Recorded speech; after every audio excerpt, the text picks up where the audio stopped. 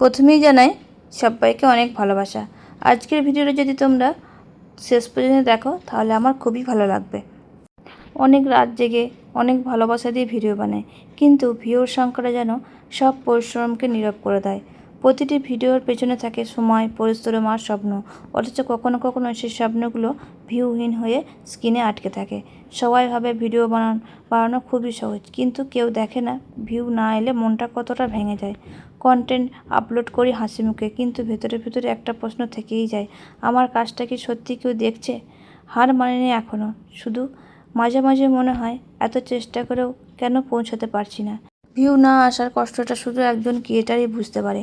পরিশ্রম থামে না, শুধু কখনো কখনো মনটা চুপ হয়ে যায়। একটা ভিডিওর পেছনে শুধু সময় নয়, অনেক ভালোবাসাও লুকিয়ে থাকে, তাই শেষ পর্যন্ত দেখলে সত্যিই ভালো লাগে।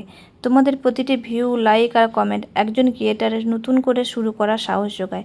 স্ক্রিনের ওপারে তোমাদের কয়েক মিনিট, এপারে কারোর অনেক দিনের পরিশ্রম। ভিডিওটা যদি ভালো লাগে একটু সময় দিয়ে দেখবে।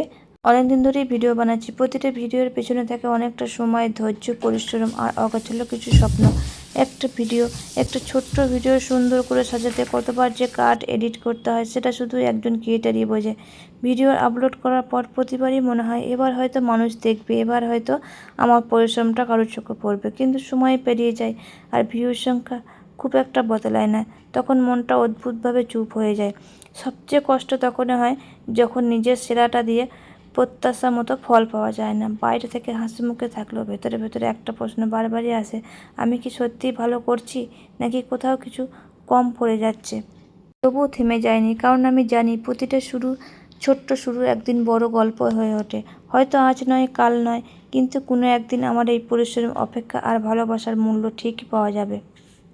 তাই এখনও বানিয়ে যাচ্ছি, কারণ স্বপ্নগুলোকে এত সহজে হারিয়ে যেতে দিতে চাই না।